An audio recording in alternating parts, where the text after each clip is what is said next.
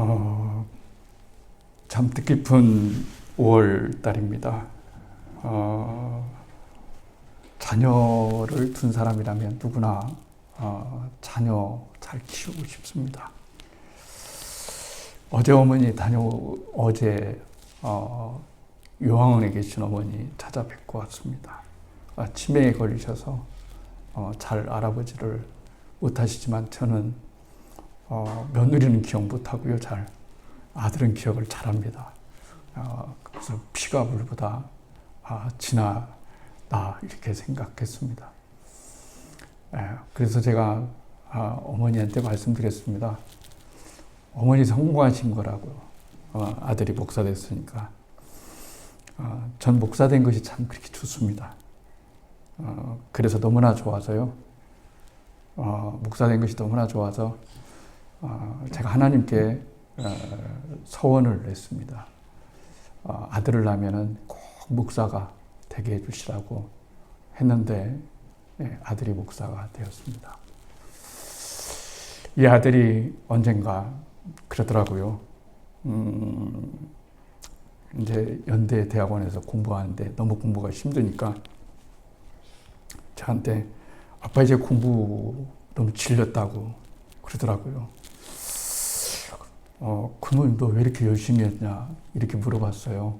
그랬더니 아빠가 작은 개척교회만 그렇게 돌아다니면서 하시니까 저 개척교회가 3번째거든요. 첫 번째는 저쪽 금산에 가가지고 교회를 하나 설립하고 다른 사람한테 물려주고 다시 저는 또 경상북도 봉화라고 하는 곳에 가서 교회를 세워주고 건축하고 다른 사람에게 또 물려주고 서울에 있는 교회로 부목사 왔다가 개척교회가 나왔는데 누구도 안 간다고 하길래 전 경험이 있잖아요. 그래서 제가 가겠다고 자원했습니다. 그래서 여기까지 왔습니다. 그래도 지금도 작은 교회입니다. 하나 불편한 점 없습니다. 감사한 것이 훨씬 더 많았던 세월이고 인생이었다고 저는 그렇게 자부합니다. 아들이 그렇게 얘기하는 거예요. 그러면 공부를 너 왜 열심히 했느냐? 죄송합니다. 이런 얘기해서. 그래서 사실은 이완이 되었어요. 열심히 애들이 공부해주고 고등학교 갈 때도 전액 3년 장학금을 받고 들어가지고 뭐 나름대로 이렇게 열심히 해주니까 힘이 되더라고요. 자식들에게 축복해 주는 것 같아서 좋더라고요. 힘이 되고 그랬더니 아들 녀석이 하는 말이 아빠한테 엄마한테 힘이 되어 줄 게 무엇이 있을까 이렇게 생각을 했는데 자기가 공부를 열심히 잘하면 자기가 엄마 아빠에게 힘이 될 것 같다 이래서 열심히 했대요. 근데 신학대학 가라고 하니까 실망을 많이 했지만 순종을 해서 이제 얼마 안 있으면 이제 미국에 있는 대학에 합격을 해서 유학을 가게 되었습니다. 부득불 제가 자식 이야기한 것은 어버이날 때문에 그렇습니다. 어린이날 때문에 그렇습니다. 자녀에 대한 얘기를 해야 되니까 그랬습니다. 뭘 받아야 복이 되는 걸까요, 여러분? 이렇게 생각해 봅니다. 전 솔직히 제 아들이 큰 교회 목사 되는 거 원치 않습니다.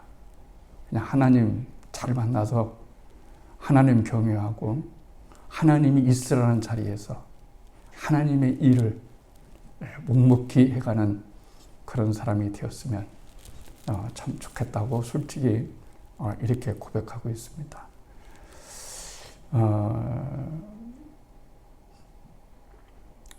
어버이날을 맞이해서 보니까 제가 고민이 좀 많이 됐을 때가 있습니다. 이 아이가 아버지 때문에 신학대학을 간 거잖아요. 굉장히 불안했어요. 왜냐하면 목회 안 할까 봐 불안한 게 아니고 목사들로 살아가는데 하나님을 못 만나면 어떻게 할까? 하나님 만나고 목회해야 되는데 하나님 만남 없이 목회한다고 하면 정말 얼마나 그게 세상 말로 말하면 가짜잖아요. 가짜 목사잖아요. 자기는 하나님을 만나지 않았어요. 근데 다른 사람한테 하나님을 어떻게 준 거예요? 중고할 수는 없잖아요. 이건 지식으로 전달될 수는 있지만 그 굉장히 위태로운 일이라 생각했습니다. 그래서 정말 기도 많이 했어요. 마음속으로. 어떤 기도를 했냐면 하나님 제발 제 아들이 꼭 하나님을 만나게 해주세요. 근데 제 아들이 신앙이 없는 것도 아니에요. 그렇다고 해서 바르게 자라지 않는 것도 아니에요. 외적으로 보면 다 좋아요. 그런데 저는 알죠. 제 자식이니까. 아직 하나님을 못 만난 거.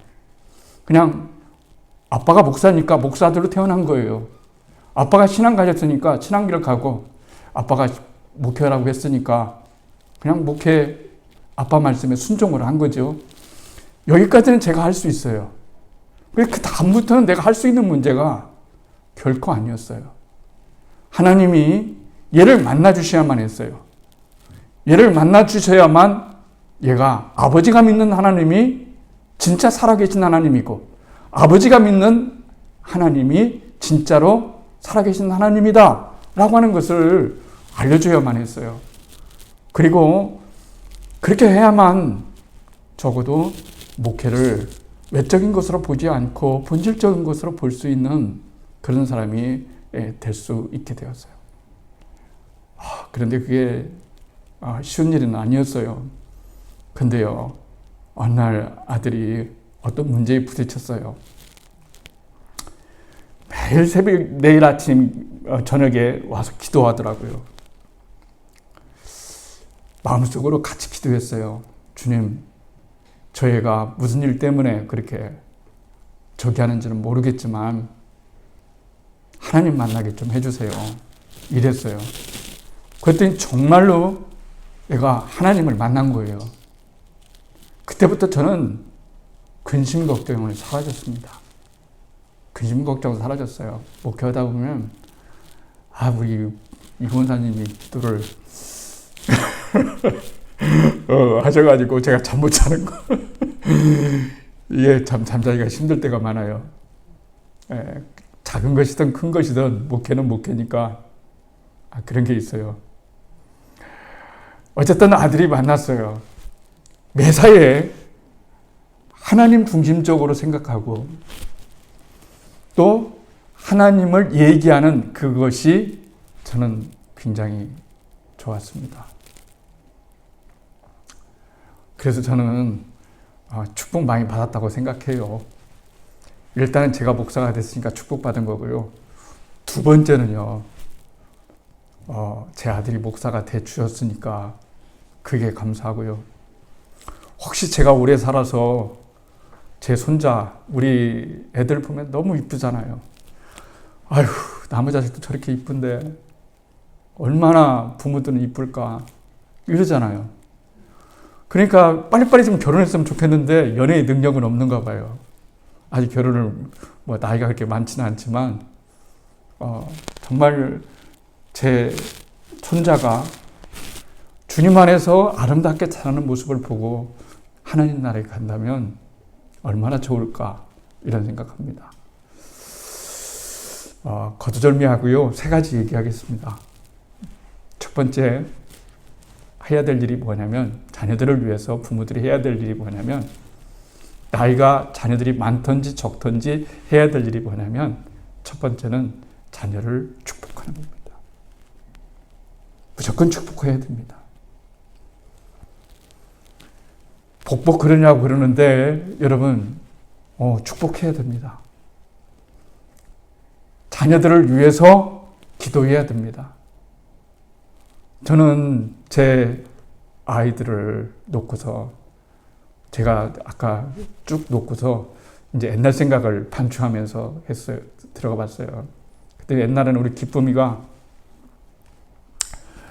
우리 지금 다봄이, 다원이,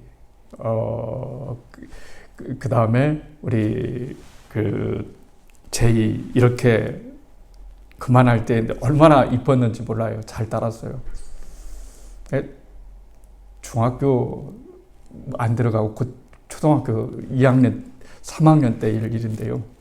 우리 기쁨이 여기 앉아 있는데 22살 이제 돼가요. 22살 되는데, 21살 돼가는데, 우리 기쁨이하고 목사님이 굉장히 친했잖아요. 다 친했지만. 그래서 밥을 먹다가 기쁨이가 점심시간에 삐져가지고 그냥 가버렸네요. 아유, 제 마음이 얼마나 마음이 아픈지. 그래서 그날 밤 제가 편지로 문자를 했어요. 사랑하는 우리 기쁨아, 목사님 말에 네가 삐졌구나. 그 목사님이 한 말은 그런 뜻이 아니야 라고 이렇게 해서 편지를 써서 보냈는데요. 우리 기쁨이가 그렇게 보냈어요. 뭐라고 보냈냐면, 목사님 죄송해요. 목사님 사랑해요.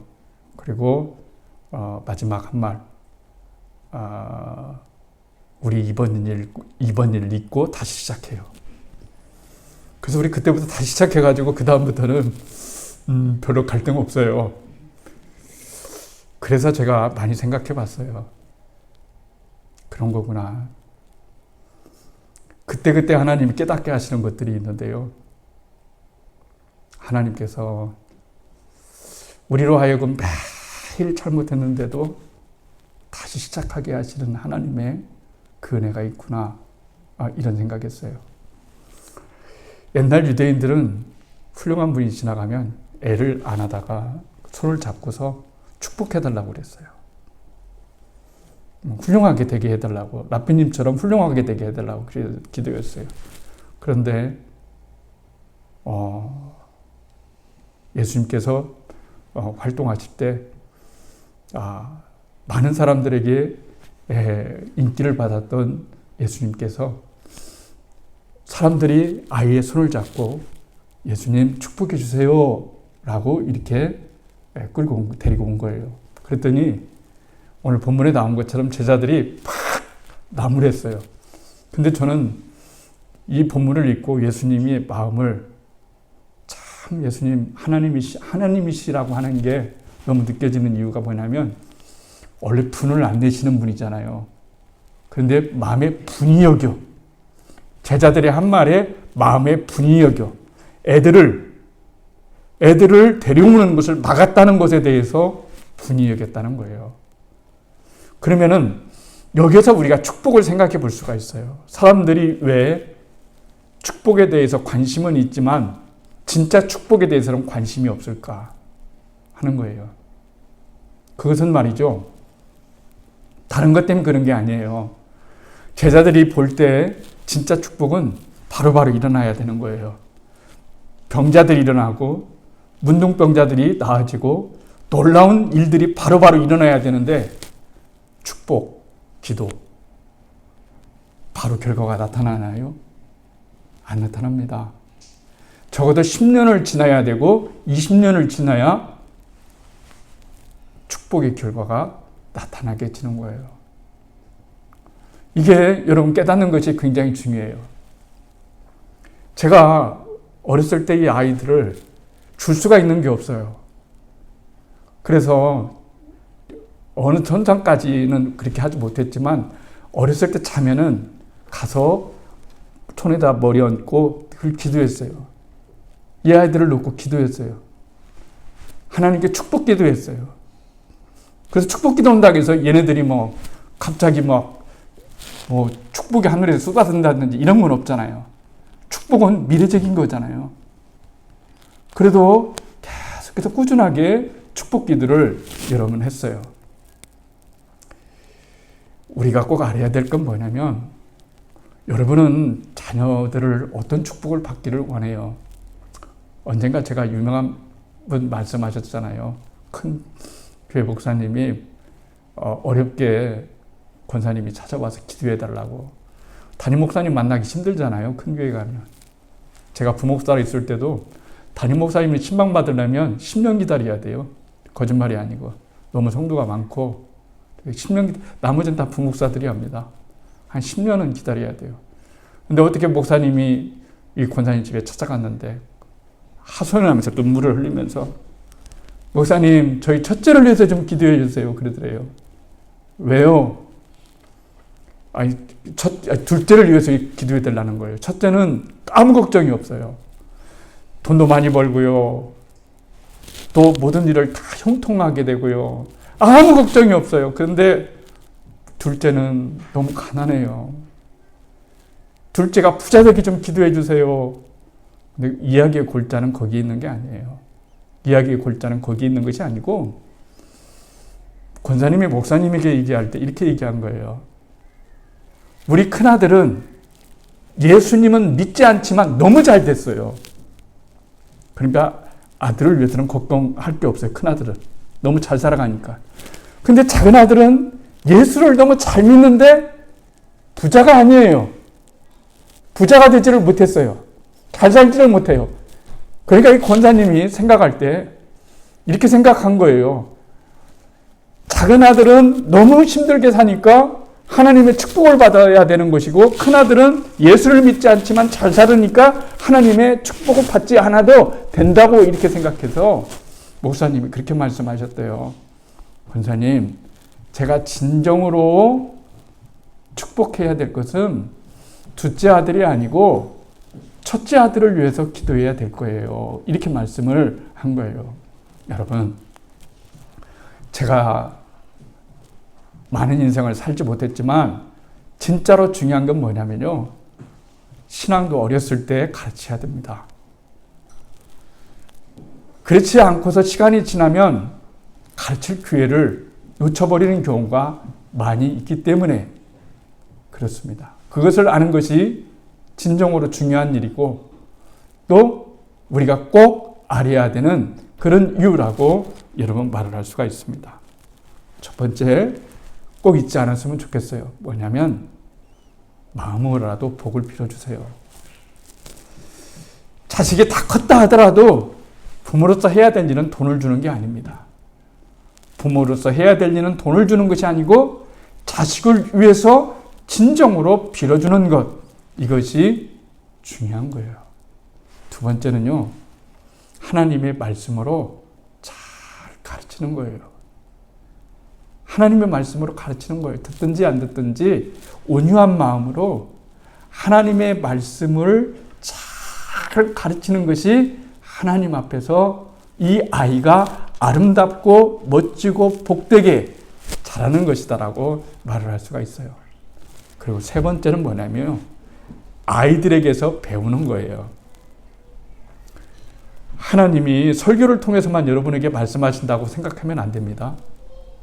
하나님이 설교로만 통해서 여러분에게 말씀하시는 것이 아니고 모든 것을 통해서 하나님은 여러분을 가르치시고 또 여러분들에게 말씀하신다는 사실을 절대로 잊지 않았으면 좋겠어요.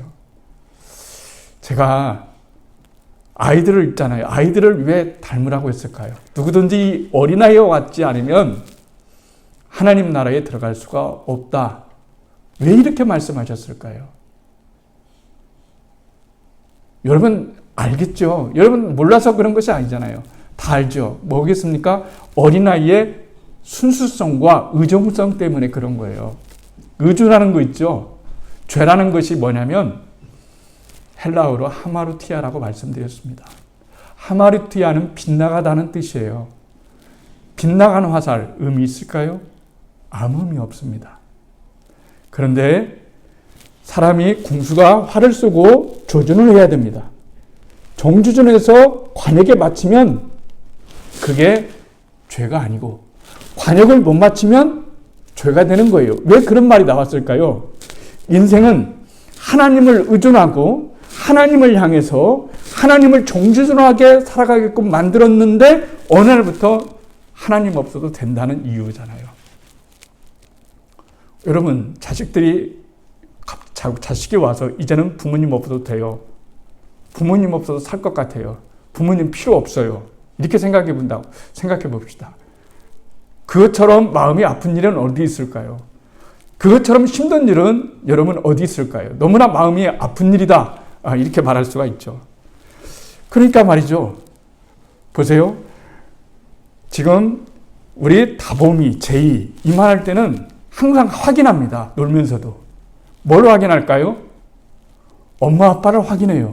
엄마가 어느 지점에 있는지, 아빠가 어느 지점에 있는지 확인해야 안전합니다.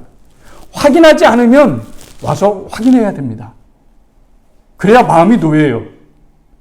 그런데 우리 인생을 살아가면서 여러분 생각해 보세요. 정말 하나님을 잃었는지 잊지 않았는지, 하나님이 내 곁에 지금 있는지 없는지 여러분 확인하고 사십니까? 그런 거 없잖아요.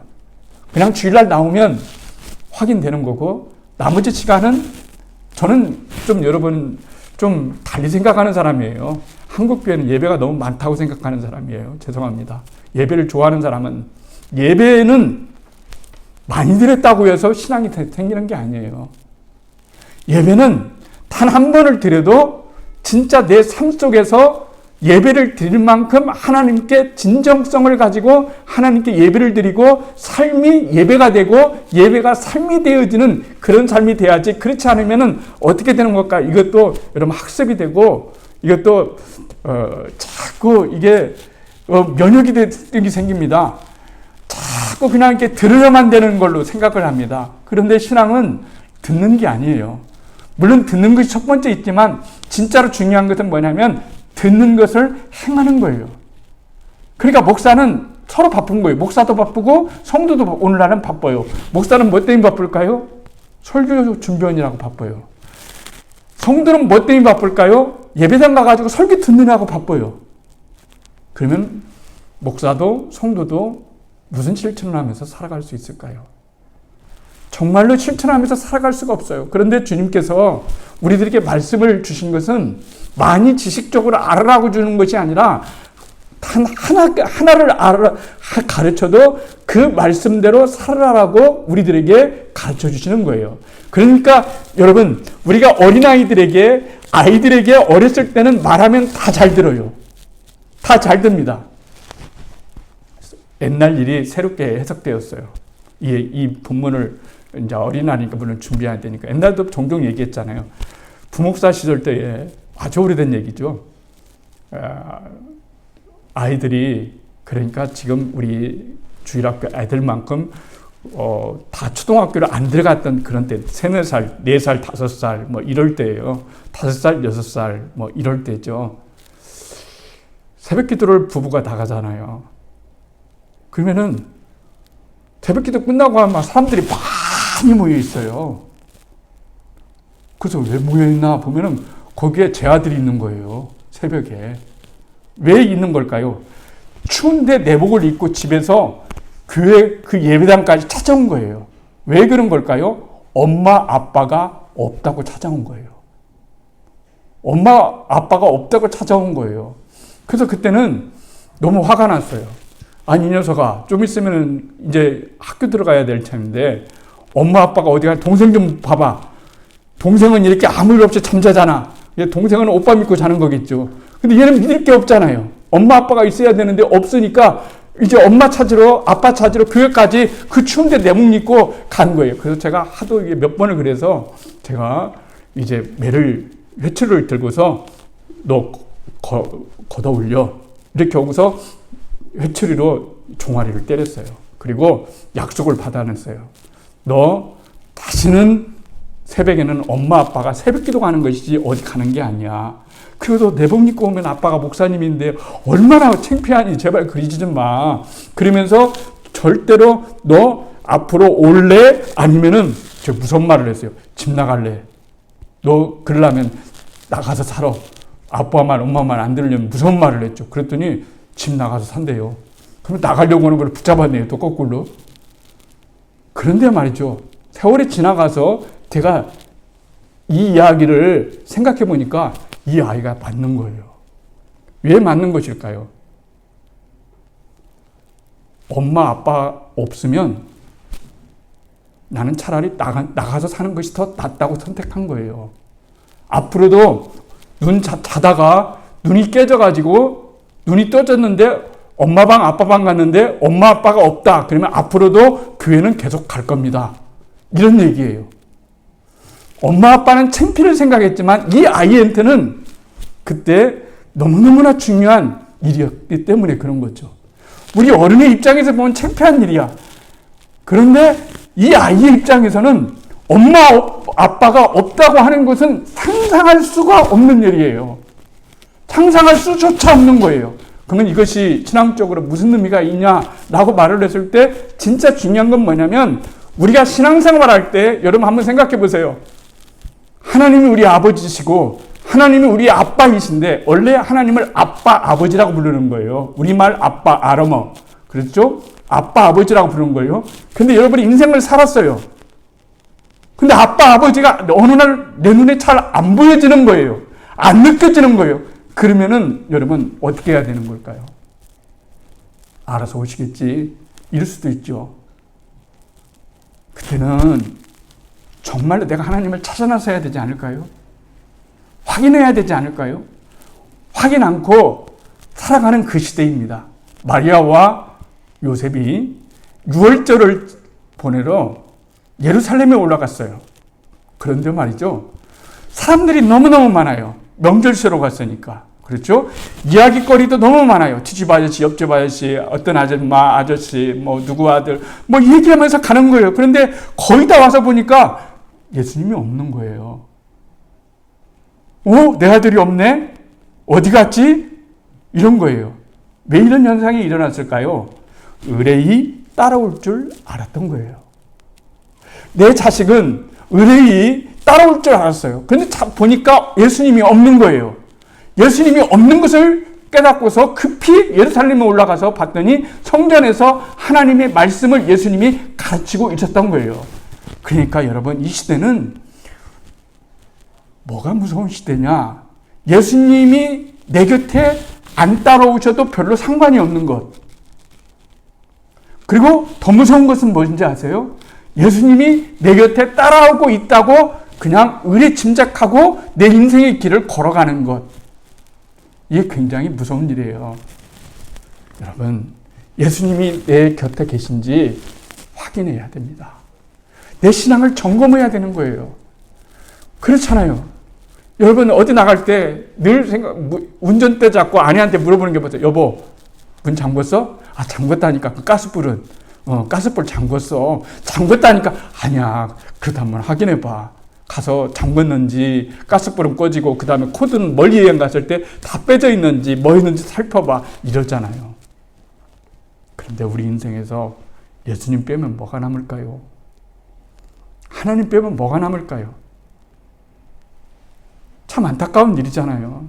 예수님 빼면 뭐가 남을까요? 생로병사 하는 것이 인생이잖아요. 정말 내 영혼을 소중히 여겼다면, 나를 진짜 사랑한다면 많이 잘 먹여주고 좋은 눈 입혀주고 좋은 집에서 살아주는 게 나를 위한 것이 아니라 진짜 내 영혼이 구원받는 것이 나를 위해 주는 거예요. 예수님 믿고 하나님의 자녀가 되어주는 것, 자녀가 되는 것, 이것이 내 인생에서 내 자신에게 가장 잘해주는 것이고, 그리고 내 자녀가 예수님 믿고 구원받아 하나님 나라에 들어갈 수가 있다고 하는 것, 그리고 나는 언제 떠날지를 여러분 모르는 거예요. 주변에 얼마나 많은 사람들이 부지에 떠납니까? 지난주에도 말씀드렸잖아요. 인생 시계를 차고 다니지만 그 시계의 시간이 언제 멈출지 모른다고. 그렇잖아요. 약 떨어질 때는 분명히 있습니다. 언제든지 우리는 하나님이 부르시면 가야 돼요. 그때 내 자식은 누가 지켜줍니까? 그때 내 가정은 누가 지켜줄까요? 그때 내 영혼은 누가 지켜줄까요? 하나님이 지켜주는 거예요.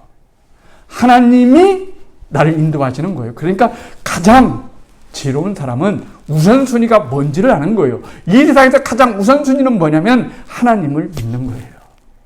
예수님을 믿는 거예요.